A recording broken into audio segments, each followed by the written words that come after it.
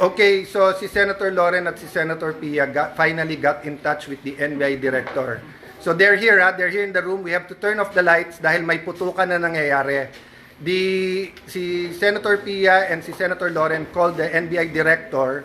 He said wala daw sila dito dahil pinaalis daw nila dito. So he said, please find out what's happening kasi nagpuputukan. Sabi niya walang magagawa kasi pinaalis.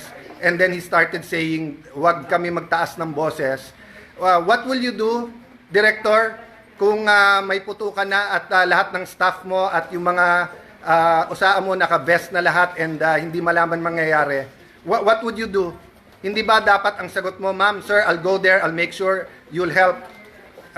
That's what I was expecting him to say. When Senator Loren was talking to him very calmly, I said, what are you gonna do about this? Pinuputukan kami dito.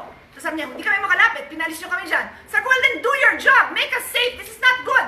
Ma'am, wag mo ako sigawan. Yun lang ang masasabi mo sa akin. Pinuputukan kami, sasabihin mo sa akin, wag kitang sigawan.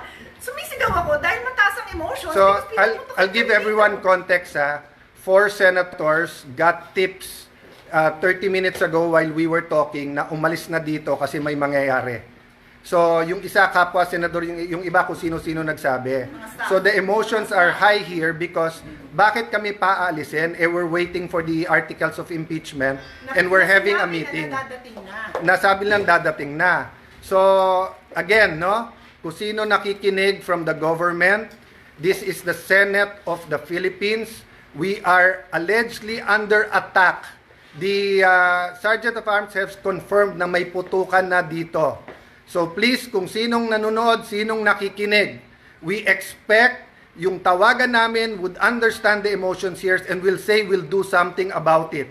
No? So the rest, mga nasa Senate, turn off the lights, stay low. Kung may active shooters, follow the protocols.